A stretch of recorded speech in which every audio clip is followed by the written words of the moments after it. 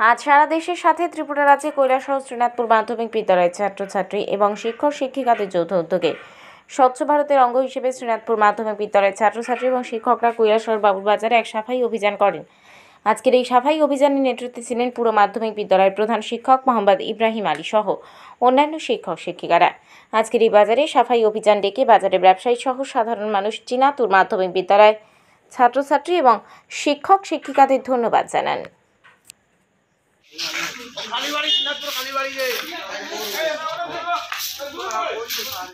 আজকে সারা ভারতবর্ষের সব বিদ্যালয়ে স্বচ্ছ ভারতের অঙ্গ হিসাবে সাফাই অভিযান এবং বৃক্ষরোপণ অনুষ্ঠান চলছে।